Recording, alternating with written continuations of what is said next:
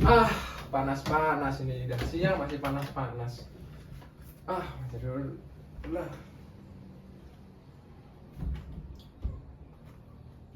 Tidak aja.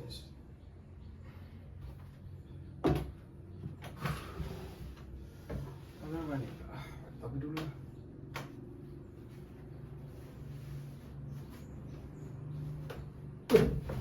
Halo. Wah, karena udah mulai presentasi harus sopan nih. Halo.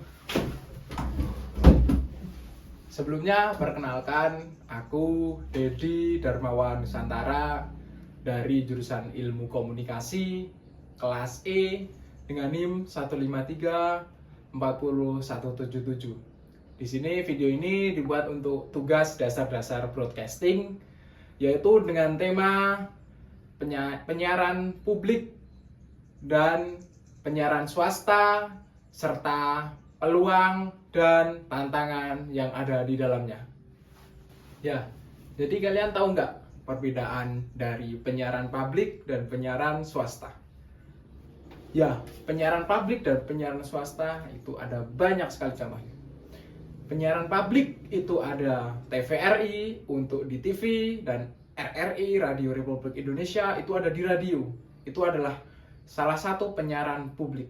Serta ada juga salah satu contoh penyiaran swasta, yaitu ada SCTV, ada RCTI, ada Metro TV. Nah, itu ada banyak sekali di Indonesia untuk penyiaran dalam bentuk radio, ada Prambors, dan lain-lain.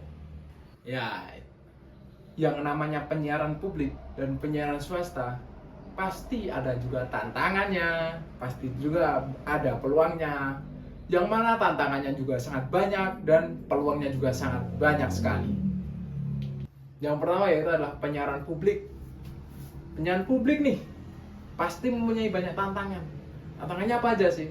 Ya, tantangan yang pertama itu keterbatasan pendanaan dari pemerintah. Ya, namanya juga publik untuk semuanya. Ya, yang mana dari hasil penyiaran publik ini berasal dari dana APBN. Yang mana dana APBN itu memiliki anggaran yang bisa dipotong dan tidak full untuk memberikan terhadap suatu media. Yang mana itu menjadi suatu tantangan dari masing-masing penyiar. Yang sebagai penyiar publik itu sangat terganggu dengan anggaran tersebut. Yang mana jika mereka mau berevolusi, dia itu sangat susah karena anggarannya nggak memenuhi. Yang selanjutnya tentang kualitas dalam medianya kualitasnya tidak bisa maksimal karena dalam pendanaannya juga kurang maksimal. Dengan contoh nih, TVRI yang membuat sebuah drama dengan kualitas yang kurang maksimal dikarenakan kekurangan dari anggaran dari pemerintah serta APBN itu yang ada. Yang kedua nih, ada yaitu tekanan politik dan intervensi dari pemerintah. Yang mana namanya penyiaran publik itu harus menjaga netralitas, selalu menganggap bahwa pemerintah itu menjadi contoh dan memberikan dampak terhadap sesamanya di masyarakat karena itu sifatnya terhadap publik. Yang ketiga ada persaingan dengan konten digital.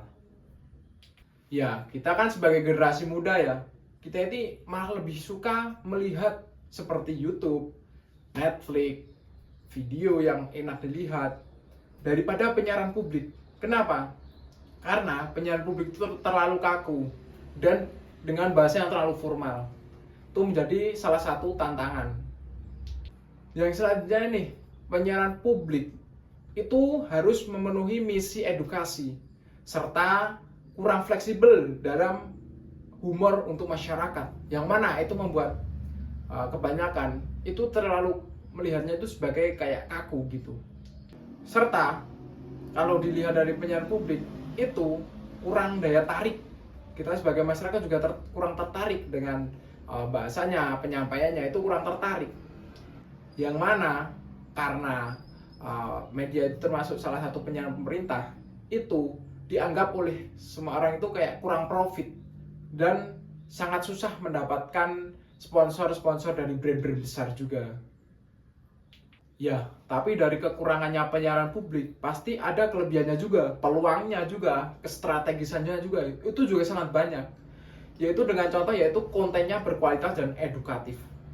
Yang mana kontennya itu berfokus pada film dokumenter, berita yang lebih mendalam, serta program budaya tanpa tekanan rating yang sangat terlihat.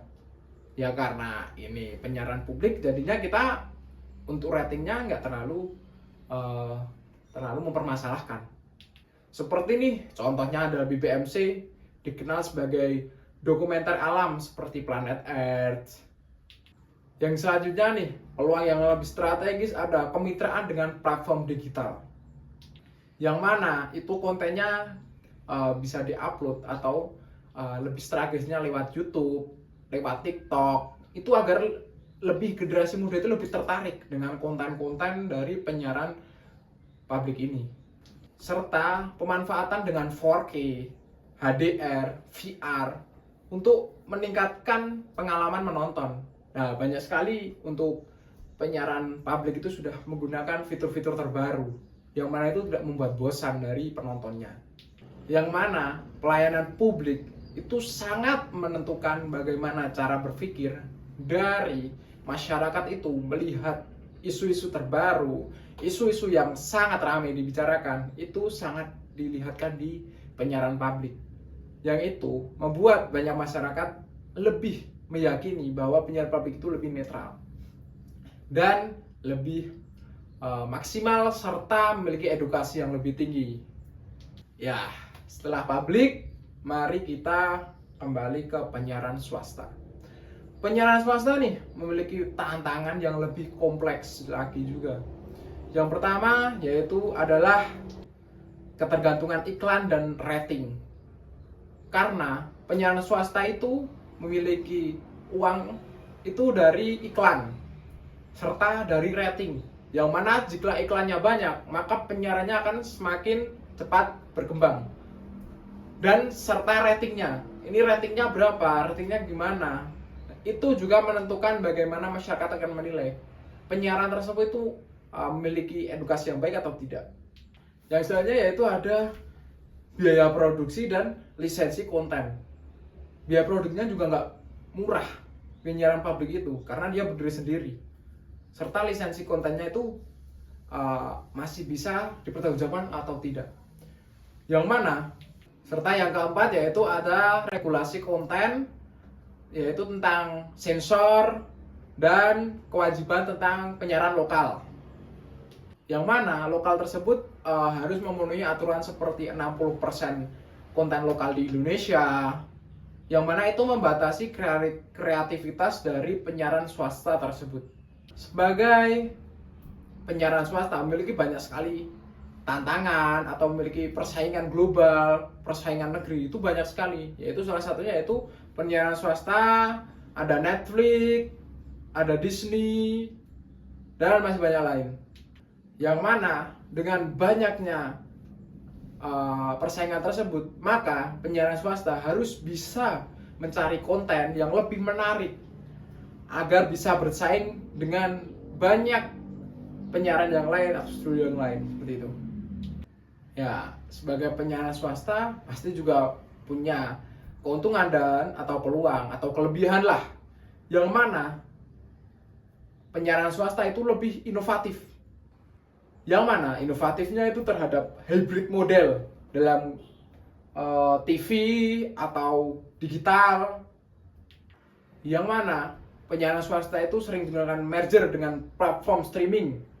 Contohnya yaitu MNC Group, punya RCTI Plus dan Vision Plus, dan banyak lagi. Serta memiliki produksi konten yang eksklusif, yang memiliki citra yang sangat baik, serta membuat serial original atau ikatan cinta seperti RCTI yang mempunyai banyak drama yang membuat viral, yang ibu-ibu suka sampai nangis, sampai ngomong sana ngomong sini, yaitu karena keterikatan terhadap drama tersebut. Yang mana itu termasuk salah satu inovatif yang memiliki jangkauan pasar terhadap ibu-ibu juga. Yang selanjutnya yaitu sebagai penyiaran swasta yaitu harus memonetisasi multi platform, yaitu seperti memanfaatkan YouTube, memanfaatkan TikTok, memanfaatkan YouTube Reels, Facebook, itu sebagai iklan tambahan dari penghasilan suatu penyiaran. Serta banyak juga bekerja sama atau berkolaborasi dengan konten kreator digital agar penyiaran itu lebih menarik. Yang mana konten kreator digitalnya banyak, yang dari TikTok, dari YouTube, banyak sekali. Banyak dari artis, itu sangat banyak. Itu salah satu untuk menarik bagaimana penonton itu lebih menikmati dan lebih tertarik terhadap yang disiarkan dari konten yang mereka miliki. Serta juga penyiaran swasta itu sangat fokus terhadap segmen-segmen tertentu.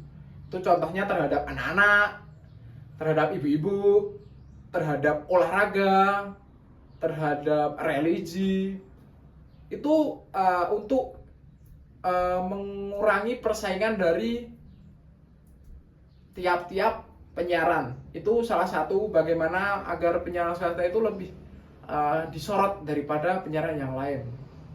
Ya, kesimpulannya yaitu adalah penyiaran publik itu unggul terhadap konten atau edukasinya terhadap masyarakat yang lebih mendalam, dan beritanya itu kredibel, yang mana kredibel itu bisa berubah-ubah, bisa terhadap anak-anak oke, terhadap orang tua oke, itu lebih ke masyarakat. Tetapi keterbatasan dari penyiaran publik itu terhadap dana, yang mana dananya hanya dari APBN, dari pemerintah. Serta penyiaran swasta itu lebih dinamis dan kompetitif, tetapi sering terlambat dalam kepentingan komersial, yang mana menentukan dari komersi yang ada serta bagaimana ratingnya juga. Nah, itu salah satu tantangan dari penyiaran swasta. Serta jika seumpama dari kedua model itu berkolaborasi, misalnya membuat suatu produksi, bisa menjadi solusi untuk meningkatkan kualitas dari suatu penyiaran media. Yang mana nih? Ya, media swasta, media publik, penyiarannya itu memiliki kelebihan dan kekurangan masing-masing.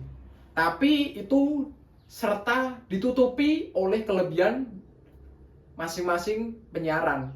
Ya, memang penyiaran kan ada kekurangannya, pasti juga ada kelebihannya. Tetapi kebanyakan dari penyiaran itu banyak kelebihannya. Jika memang nggak ada kelebihannya, pasti penyiaran itu bakal berhenti. Ya, itu penjelasan dari saya tentang kelebihan dan kekurangan dari penyiaran publik dan penyiaran swasta. Ya udah, lanjut baca dulu. Jangan lupa.